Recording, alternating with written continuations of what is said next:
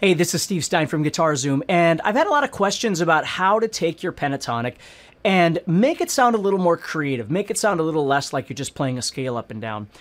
And so I thought what we would do today is we would talk a little bit about a couple of notes that you can add into your pentatonic to make it a bit more colorful and a bit more bluesy sounding. So what we're going to be doing here is just taking our standard A minor pentatonic right here. And what we're going to do is we're just going to edit this slightly and give you a couple of different ideas to work with if you've never done this before. So the first thing we're going to do is we're going to look at the chord and we're going to think about the chord progression just a little bit.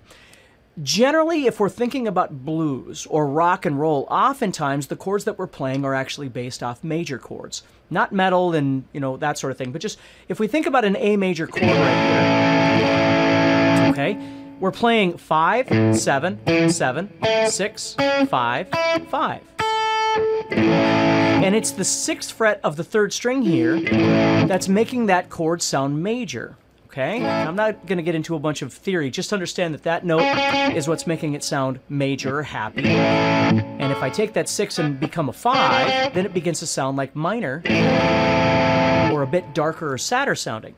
Now, when we play over stuff like blues or a lot of AC/DC style songs, things like that, that sort of raw rock and roll thing, oftentimes we're playing over a major chord progression, but we're playing a minor pentatonic. And if we think about that minor pentatonic, we're playing the 5 right there in our pentatonic. But we're playing over a chord that's using this 6. So what we're going to do is we're going to add that 6, or that major third is the technical term for it. We're going to add that into our soloing. So here's what we're going to do. We're going to take this minor pentatonic scale, and we're going to add that in. Now I'm going to be doing this by doing a hammer-on from the 5 to the 6, or the minor third to the major third. And I always refer to this as the minor-major twist. You can call it whatever you want, but... So what's happening now is, if I think about it, if I was taking my pentatonic and playing, I would add that in. Now you can pick them, you can hammer them, whatever works for you. I tend to do this as a hammer-on, but the most important thing here isn't to try and do exactly what I'm doing, but it's to figure out what works and sounds best for your playing, okay? So as I'm doing this, you'll notice I'm not playing the 7 right afterwards, where normally I would play 5 and 7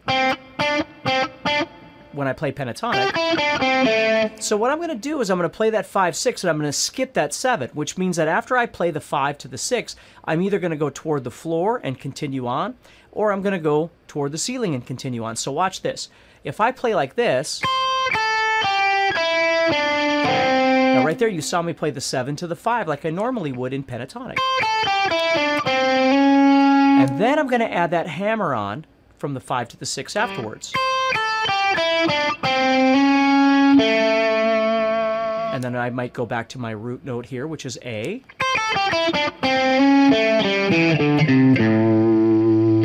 And I could add in that way. Okay, now it's not super exciting yet, but it's something new that you could explore if you've never done this before.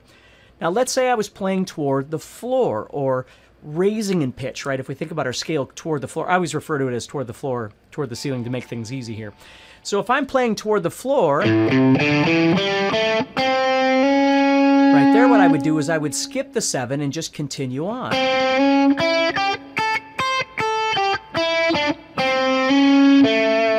So as I'm moving toward the floor, I'm playing 5, 6, and then I'm just heading to the next string.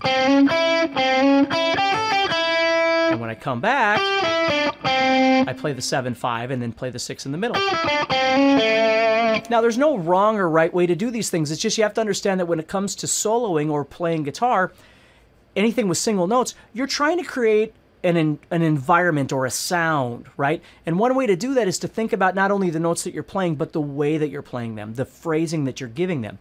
So if I take all 3 of these notes and just play them together, I can come up with some really great stuff, hopefully, but it's going to sound less like blues than if I broke them apart. So if I did something like this, I might still be able to come up with something really great with that. But if I do this,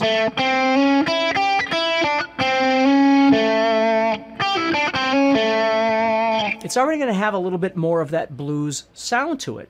So it's something really fun for you to explore. Now, what I want you to realize here is I'm starting with, if we wanted to visualize this, if I think about my root, or my A right here on the 7th fret of the 4th string, all I'm doing is I'm going from that note to the next string, the next note. So I'm going 1, 2, and then I'm doing my hammer on. And this is really nice to know, because if you're on an A down here, you can do the same thing down here. Or up here, here's an A.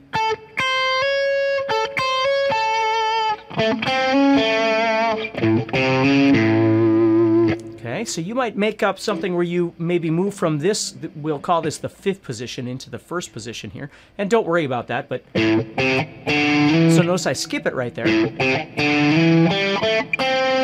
then play it right there. So there's no right or wrong time to play this note. It's just something new that you can add in that sounds a little more colorful, a little bit different if you haven't done it before. So I'll usually play my licks, you know, whatever it is I'm going to be doing, and I can throw that in. Now what's really neat about this is, if we think about it, when I go like this, and I do that little hammer on right there, I can go toward the floor, as I said, and continue on, or I could go toward the ceiling like this, and continue on. But another thing that's really nice is just actually ending on that note. Because if it was over the sound of A,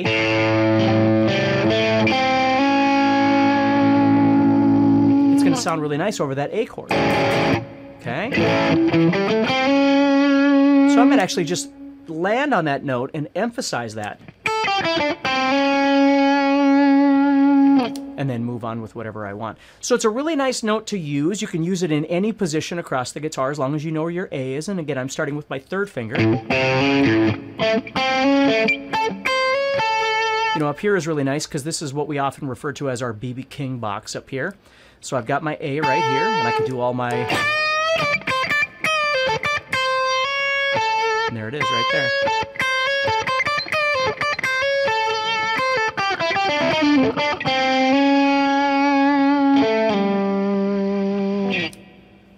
It sounds kind of cool. Another one that I want you to look at, if you've never done before, is what we refer to as the blue note, or the blues note. And what it is now what I'm going to do is I'm going to start with my 1st finger on the root. So now we're going to look at the A right here. And if I played pentatonic, I go 1, 2, 3, and it's the next note. Which, if you know anything about your theory, we refer to that as the flatted 5th. So if we were playing a power chord, we're taking that 5th and we're just lowering it right there. Now, the note itself isn't necessarily a real nice sounding note over the A, but it makes for a really great passing note where we're going to play it in conjunction with other things. So this one, as opposed to the other one, this one really does sound nice being used in between these notes. Okay,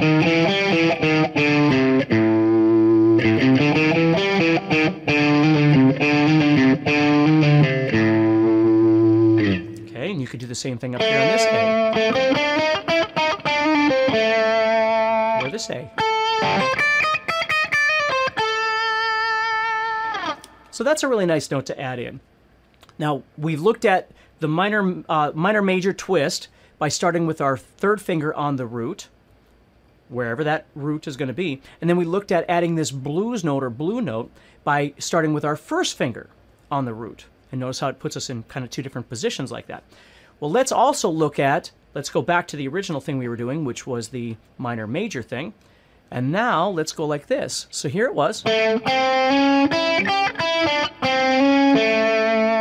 that blues note is right there. So if I think about it from my 3rd finger, I have 1, 2, 3.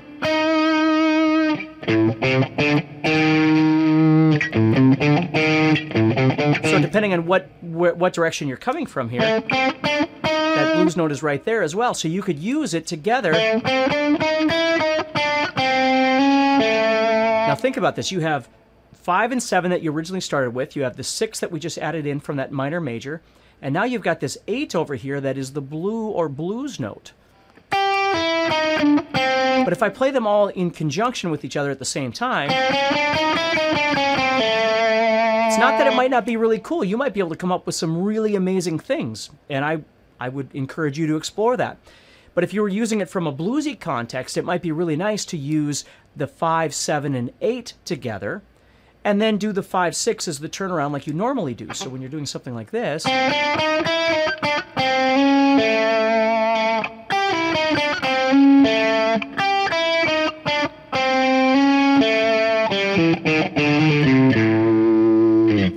you just start learning how to kind of add that in to add a little flavor.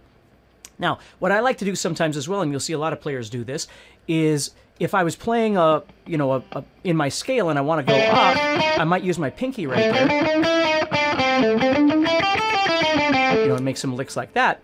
But what's kind of fun to do as well is I might get to that 7 and want to play that 8 right there, that blue note, but I do it by sliding up to it. Then I could slide back, whatever.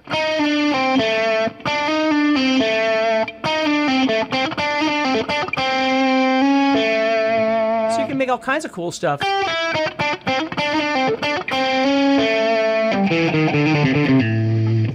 Just whatever's comfortable for you, whatever you enjoy. But it's a couple things to think about a little bit. Don't try and rush through it. If these are new for you, take your time and worry less about getting through the lesson and worry more about trying to make some music with what you're actually learning. Because you might only work on one of those notes. You might only like one of those things or a certain position or something, and that's just fine. It isn't about me, and it isn't about what other people say. It's about you trying to figure out what's going to work best for you in your practice. So practice hard, stay positive, and hopefully that helps you a little bit. Hey, this is Steve Stine from Guitar Zoom. Thank you so much for watching this video. If you enjoyed it, please do me a favor, like it and share it. And also make sure that you subscribe to this channel so you're always notified when I release new videos.